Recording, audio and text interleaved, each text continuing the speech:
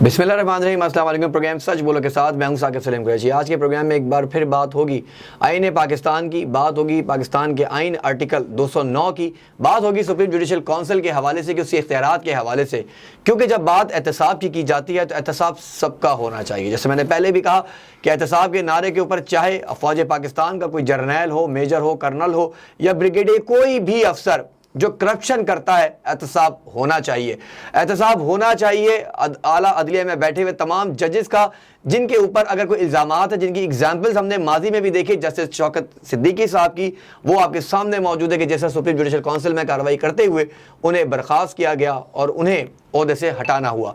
ठीक इसी तरह प्रोग्राम में हम बात करेंगे चेयरमैन नैब के हवाले से, उनकी कारकर्दगी के हवाले से बात होगी। प्रोग्राम में एक बार फिर इलेक्शन कमीशन के हवाले से कि इलेक्शन कमीशन के ऊपर जिस तरह एक नया पेंडोरा बॉक्स खोला हुआ है, और वो पेंडोरा बॉक्स है इलेक्ट्रॉनिक मशीन के हवाले से कि किस तरह वोटिंग मशीन्स का इस्तेमाल होना चाहिए या इस्तेमाल नहीं होना चाहिए। अपोजिशन आखिर क्यों मुखालफत कर रही है?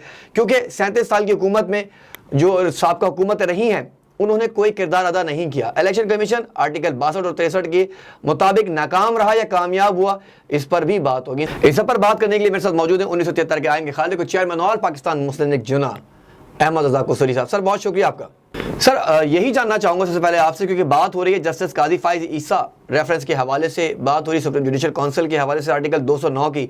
आपने जैसे पहले भी प्रोग्राम से मुस्तकिल तौर पर बात की है कि किसी भी जज को अगर हटाना है या उसके खिलाफ कोई कार्रवाई करनी है तो सुप्रीम जुडिशल काउंसिल ने करनी है आर्टिकल 209 के तहत। लेकिन इससे पहले जो रेफरेंस अदालत में आया और उस अदालत ने ज़ाहिर सुप्रीम जुडिशल काउंसिल के से पहले अदालत उसे डिसाइड किया और उस रेफरेंस को कल अदम करार दिया। उसके बाद फिर एफबीआर में गया और फिर एफबीआर का जो तहकीकात थी उसे भी मना कर दिया गया।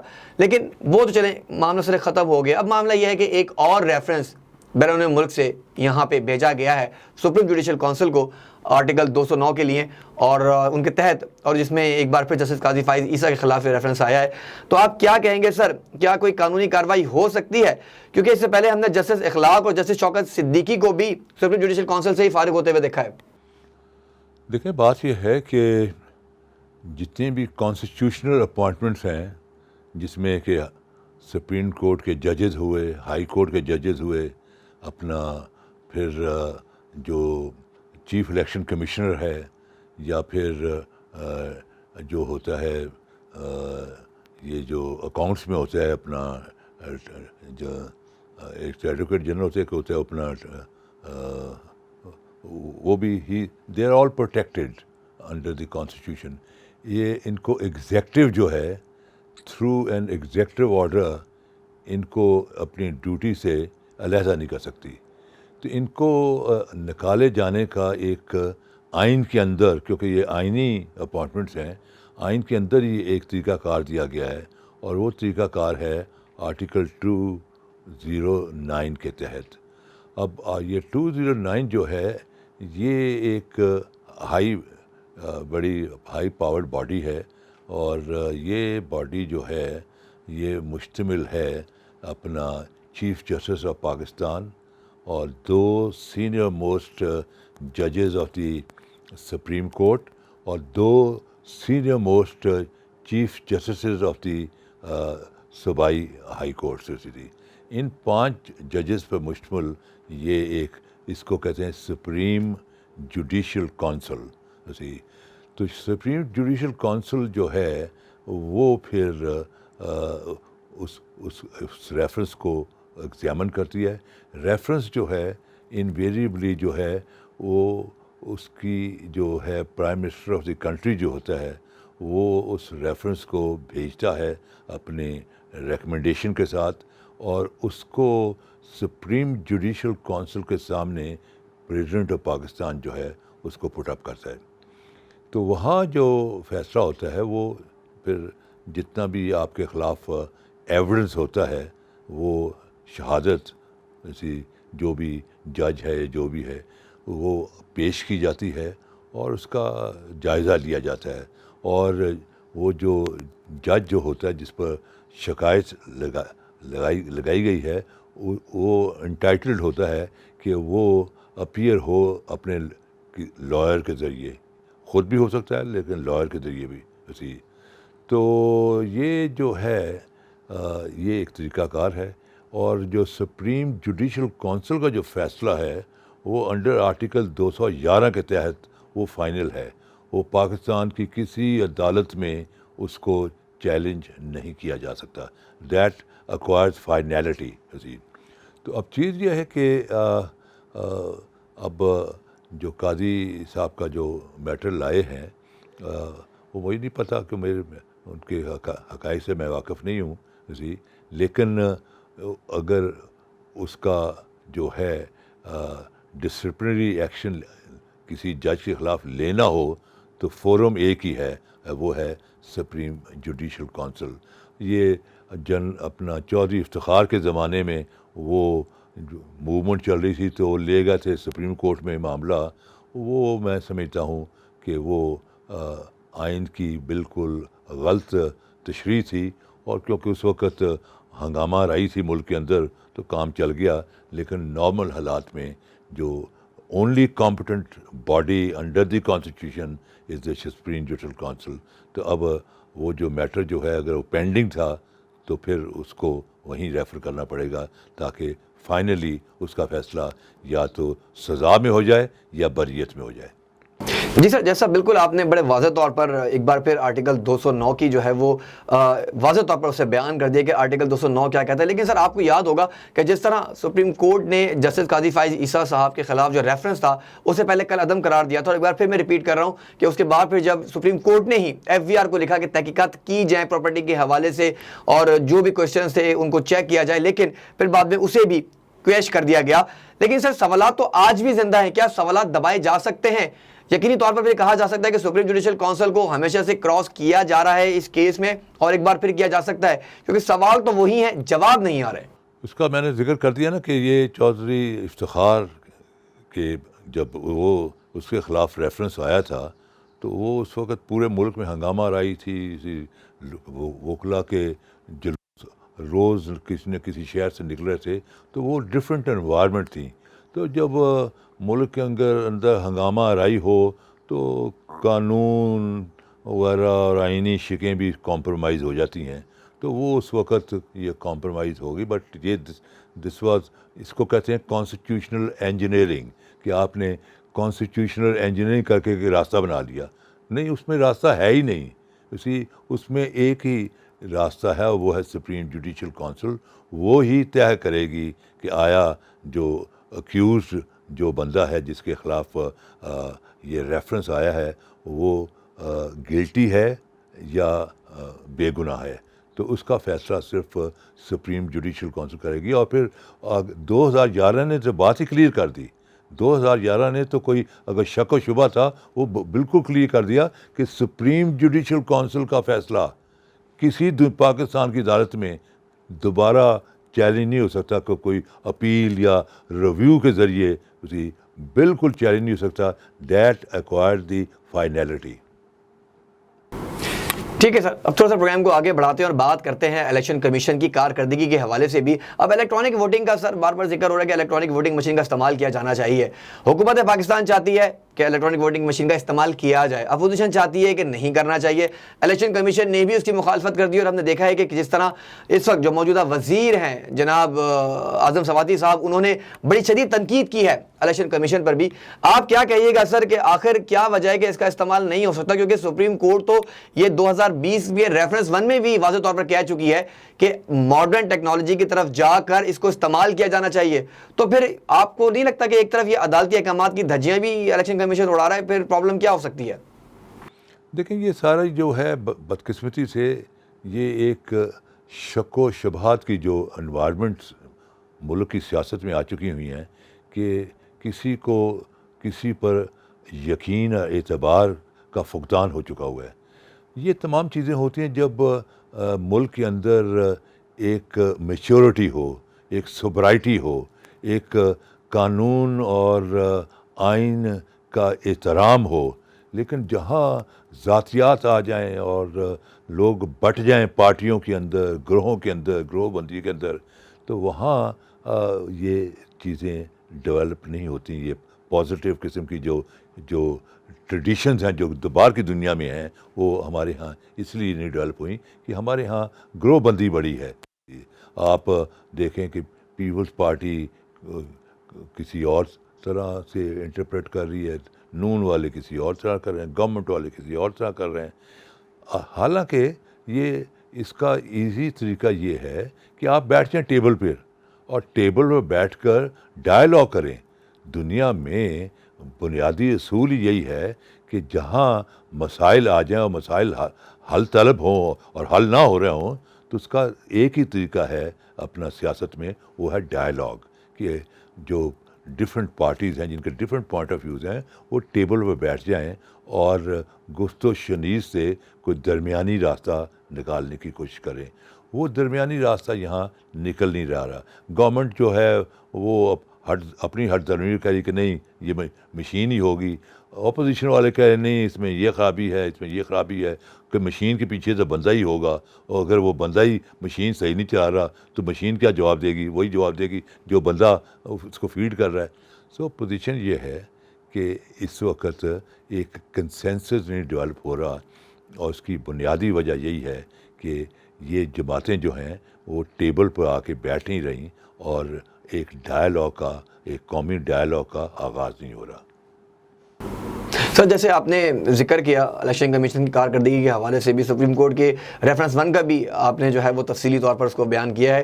سر یہ بتائیے گا, جب قانون کی بات کرتے ہیں, قوانین کی بات کرتے ہیں, کیونکہ آپ تو 1973 کے آئین کے خالق بھی ہیں اور آپ نے بڑی قریب سے آئین کو پڑھا ہے, دیکھا ہے, سمجھا ہے, تو کیا آئین میں جو آرٹیکلز ہیں ان کا استعمال صرف چند جگہوں پہ ہی لاگو ہوتا ہے یا نہیں ہوتا ہے؟ کیونکہ جب الیکشن کمیشن کی کارکردگی کی بات کی جاتی ہے تو لگ تو یہ رہا ہے کہ آئین کا آرٹیکل 62 اور 63 جو ہے مکمل طور پر الیکشن کمیشن ناکام ہو گیا ہے اس سارے معاملات میں وضع کرنے میں.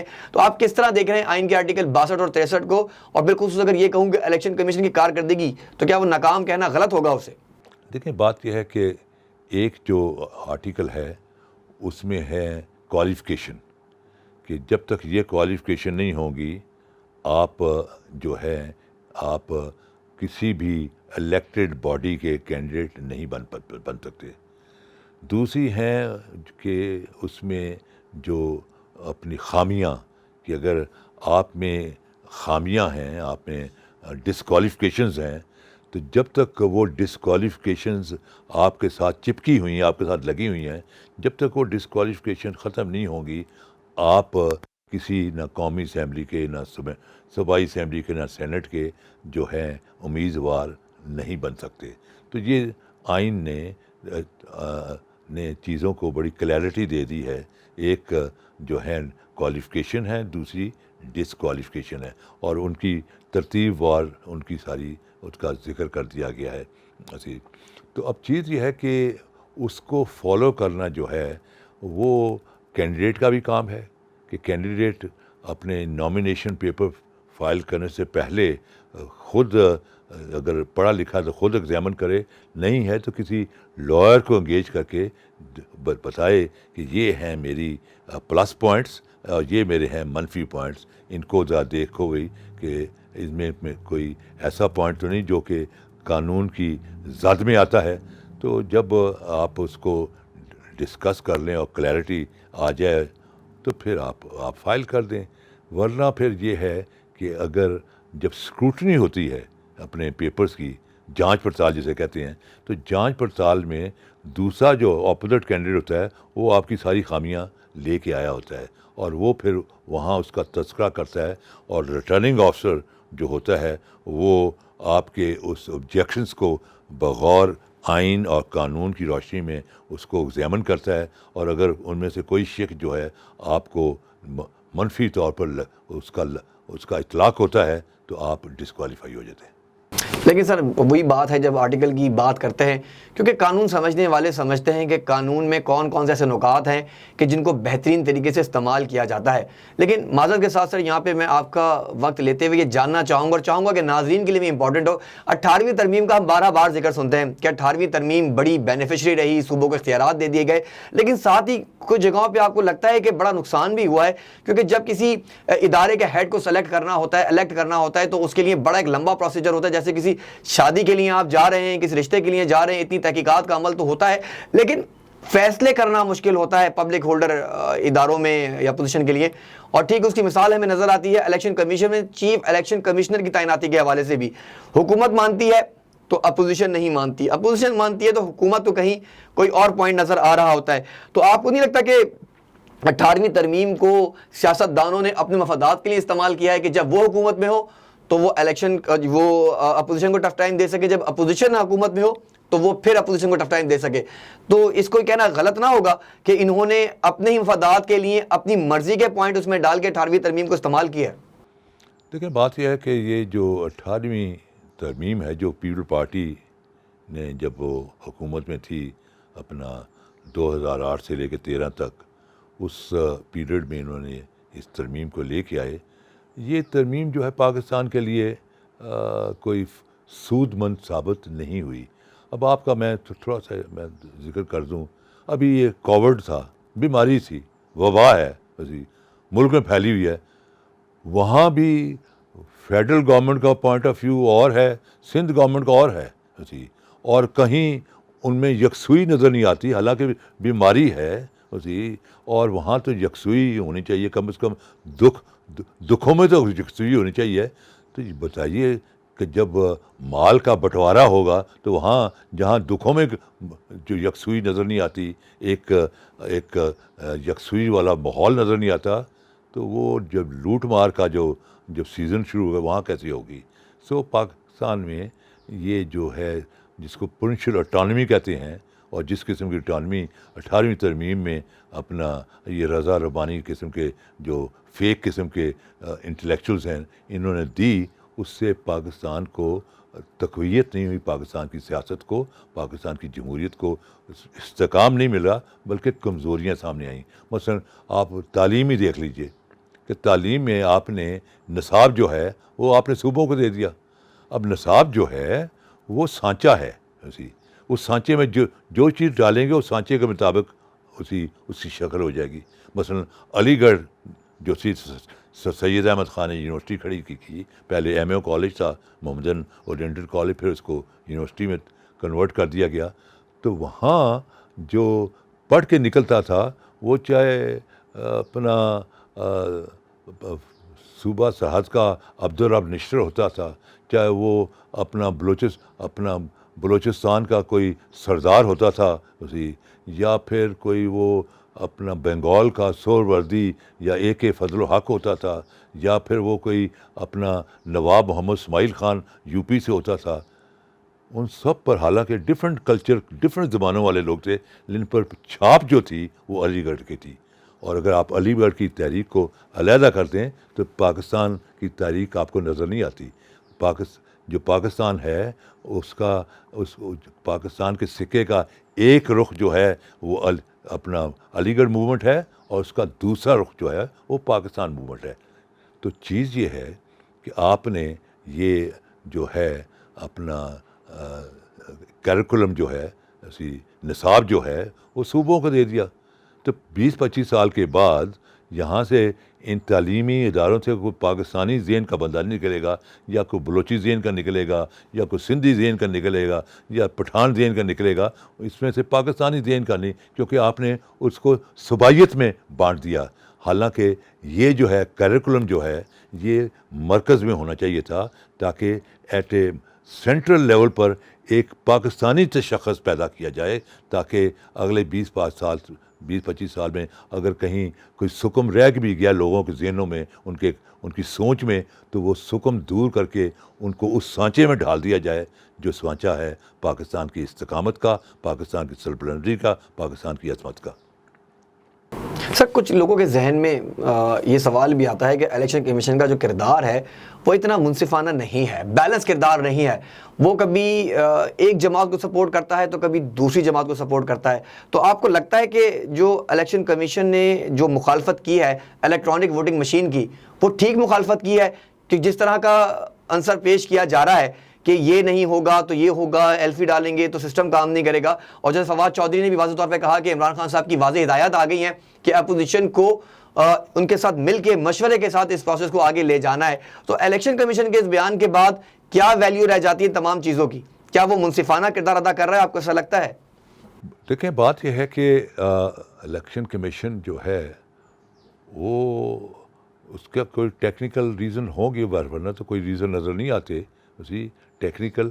تو they should give a demonstration, machine کو وہاں لے جائیں اور وہاں جو مشین کو آپریٹ کرنے والے یا جن لوگوں نے اس مشین کو بنایا ہے ان کی ایک پریزنٹیشن دے دیں.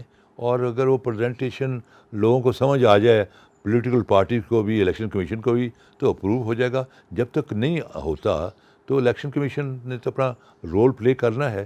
دوسری یہ بھی ہے کہ دیکھیں بات یہ ہے کہ یہاں یہ جو اپنا سعید مہدی ایک سول سرونٹ تھا، وہ کوئی 10-15 سال تھی نواز شریف کا بڑا خاص الخاص سی اسپیشل سیکرٹری رہا، ساری گورنمنٹ ہی وہی رن کر رہا تھا سعید مہدی. اب سعید مہدی کا جو بیٹا ہے وہ علی احمد سی، وہ چیئرمین اپنا سی ڈی اے بھی ہے اور چیف کمشنر اپنا اسلام آباد بھی ہے. اور یہ جو ہے اپنا راجہ سکندر، جو یہ سعید مہدی کا داماد ہے. تو آپ کو کم از کم کوئی اتنی تو ذہانت اور عقل ہونی چاہیے تھی عمران خان صاحب یا آپ کی پارٹی کو، کہ وہ لوگ، وہ خاندان جس کی کہ لائلٹی جو ہے وہ نواز شریف کے ساتھ عیاں ہے، روز راشن کے ساتھ نظر آ رہی ہے. 15 سال انہوں نے مزے لوٹے ہیں نواز شریف کے ساتھ. وہ چند دنوں میں اپنی لائلٹی تبدیل کر کے آپ کے ساتھ کیسے ہو جائیں گے؟ سو therefore ایک تو اس کے ان کے چناؤ میں بھی انہوں نے غلطی کر لی. ہمیشہ جو سینسیبل لوگ ہوتے ہیں جب گورنمنٹ میں آتے ہیں تو پہلا کام یہ کرتے ہیں کہ وہ جو گورنمنٹ کے سول سرونٹ جو گورنمنٹ چلا رہے ہوتے ہیں پچھلی گورنمنٹ کو، اس کو ایک اپنا نوٹیفیکیشن کے ذریعے کہ سب کو کہتے ہیں کہ بھائی آپ سب جو ہو، جتنے فیڈرل سیکرٹریز ہو، وہ رپورٹ کرو to secretary establishment till further order. اور ان کو وہاں اپنا جو وداؤٹ اینی ڈیوٹی وہاں آفسر اپوائنٹ کر دیتے ہیں. تو پھر وہ پک کرتے ہیں، اگر 10-15 دن میں ڈھونڈتے ہیں کہ وہ کون سے آفسر تھے جن کو کہ غلط کام کرنے کے لیے کہا گیا اور انہوں نے غلط کام نہ کرنے سے انکار کر دیا کہ وہ قانون کے مطابق نہیں تھے، وہ آئین کے مطابق نہیں تھے، وہ رولز اور ریگولیشن کے مطابق تھے. انکار کر دیا گیا اور وہ پچھلی گورنمنٹ نے ان کو سزا کے طور پر کھڑے لائن کر دیا. وہ جو افسر ہیں دیٹ مین کہ دے ور آنیسٹ آفسرس.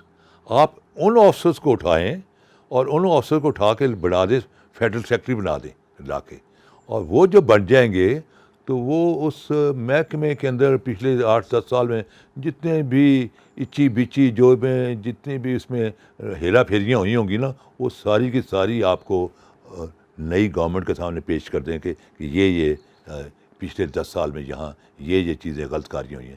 لیکن اگر آپ انہی کے ساتھ چلائیں گے اور ان کے ساتھ چلائیں گے اور ساتھ ان کو روز ان کو کرٹیسائز بھی کریں گے تو ان میں اعتماد بھی ختم ہو جائے گا اور ان میں ڈر خوف بھی ہوگا کہ کسی وقت ہم جو ہیں کہ سامنے نہ آ جاتے ہوں نئی حکومت کے، تو وہ کام کرنا بند کر دیتے ہیں. اس لیے آپ دیکھیں کہ جو آپ کی گورنمنٹ جو ہے فیڈرل گورنمنٹ، وہ جس سپیڈ پر چلنی چاہیے تھے اور جس قسم کے دیگر قسم کے حالات ہیں، جس سپیڈ سے بیوروکریسی کو چلنا چاہیے تھا اور حکومت وقت کا سے تعاون کرنا چاہیے تھا، وہ تعاون نہیں مل رہا اور وہ سپیڈ نہیں ہے اور وہ اعتماد بھی نہیں ہے. سر یہاں پہ یہ بھی جاننا چاہوں گا، کیونکہ جب آئین کی بات کی جاتی ہے، پاکستان کے قوانین کی بات کی جاتی ہے، تو الیکشن ایکٹ 2017 آرٹیکل 222 کیا کہتا ہے؟ کیا آپ کو نہیں لگتا کہ حکومت اتنی جو بھاگ دوڑ کر رہی ہے، اتنی باتیں کر رہی ہے، کبھی اپوزیشن سے ملنے کی باتیں کر رہی ہے، کبھی اپوزیشن پہ الزام لگا رہی ہے کہ الیکٹرانک مشین کا استعمال اپوزیشن نہیں کرنا چاہتی، تو آرٹیکل اگر 222 کی بات کریں، الیکشن ایکٹ 2017 کی بات کریں، تو آپ کیا کہیں گے؟ کیا اس ایکٹ اور اس آرٹیکل میں یہ واضح موجود ہے؟ کیا حکومت اپنا اختیار استعمال کرتے ہوئے، کیونکہ اس کے پاس 2/3 اکثریت موجود ہے، تو وہ اس کو امپلیمنٹ کروا سکتی ہے؟ کیا کہیے گا، یہ آرٹیکل کیا کہتا ہے سر؟ جی دیکھیں بات یہ ہے کہ اس میں جو ہے ایک کانسٹیٹیوشن ایک یہ آئینی میٹر ہے, قانونی میٹر ہے, آئینی میٹر نہیں ہے. تو قانون کے اندر جو ہے وہ جو 2017 کا جو لا ہے, الیکشن لاز ہیں جو بنائے ہیں, بڑے کمپریہنسو ہیں. تو اس کے اندر ایک شک ڈال دیں اسی اور بلکہ اس کی تصویر بھی دے دیں, اسی باقاعدہ اس کی ایک وہ جو تصویر ہے وہ ترمیم کا حصہ ہو, اس کی تصویر بھی دے دیں اور اس کا سارا میکنزم دے دیں کہ یہ کیسے رن ہوگی اسی, تو دے دیں تو بالکل کر سکتی ہے گورنمنٹ. بہت شکریہ. چیئرمین آل پاکستان مسلم لیگ جناح احمد رضا قصوری صاحب ہمارے ساتھ موجود تھے, اور احمد رضا قصوری صاحب نے جیسے واضح طور پر جسٹس باقر نچوی صاحب کے ریفرنس کے حوالے سے بات کی, اور انہوں نے جیسے کہا کہ فیصلہ کیونکہ پہلے عدالت سے آ چکا ہے اور اس پر عدالت نے ہی دیکھنا ہے کہ کیا معاملات آگے ہو سکتے ہیں, لیکن آئین کے آرٹیکلز کی جن کی بات کی ہے بالخصوص سپریم جوڈیشل کونسل کے آرٹیکل 209 کی, تو قصوری صاحب نے بھی جیسے واضح طور پر کہا کہ سپریم جوڈیشل کونسل کو بائی پاس نہیں کیا جا سکتا, کیونکہ آرٹیکل 209 میں واضح طور پر لکھا ہے کہ جب بھی کسی جج کے خلاف کوئی ریفرنس آئے گا, کوئی شکایت آئے گی, تو اس شکایت کو سپریم جوڈیشل کونسل میں ہی سنا جائے گا. جو نیا ریفرنس آیا ہے, جیسے خود قصوری صاحب نے کہا کہ یہ تو ریفرنس پڑھنے کے بعد ہی معلوم ہوگا کہ اس میں کون کون سی ایسی کنڈیشنز نہیں لگائی گئی ہیں یا پرانی کنڈیشنز کو دوبارہ سے تحقیقات کرنے کے لیے کہا گیا ہے. یہ فیصلہ بھی ہے یا تو سپریم جوڈیشل کونسل نے کرنا ہے یا پھر اعلیٰ عدلیہ نے کرنا ہے. لیکن کیونکہ آرٹیکل 209 کہہ چکا ہے, اور بار بار یہ بات میں ریپیٹ بھی کرتا ہوں اور کہتا ہوں کہ جو آئین میں لکھا ہے وہ یقینی طور پر پاکستان کے ہر بندے پر لاگو ہے, اس پر عمل درآمد ہونا چاہیے. ساتھ ہم نے پروگرام میں بات کی الیکٹرانک مشین کے حوالے سے, الیکشن کمیشن کی کارکردگی کے حوالے سے بھی. تو اس میں بھی قصوری صاحب نے جیسے کہا کہ جب الیکشن کمیشن کا ایکٹ ہے 2017, اس کا آرٹیکل 222 واضح طور پر اس میں موجود ہے کہ حکومت کس طرح اپنا حق استعمال کر سکتی ہے اور کیسے تمام چیزوں کو امپلیمنٹ کروا سکتی ہے. تو باقی جو چیزیں ہیں وہ صرف شاید دکھانے کے لیے ہیں, کرنے کے لیے, کیونکہ اب تو وزیر اعظم پاکستان عمران خان نے بھی واضح طور پر کہہ دیا ہے کہ اب اپوزیشن کے ساتھ مل کے اس مسئلے کو فی الفور حل کیا جائے. دیکھنا یہ ہے کہ آئندہ آنے والے دنوں میں کیا ہوگا اور کیا نہیں, اور کیسے ان تمام تر معاملات سے حکومت پاکستان مشکلات سے آگے بڑھے گی اور عوام کو ریلیف ملے گا. پروگرام کا وقت ختم ہو جاتا ہے, مجھے دیجیے اجازت, اللہ نگہبان.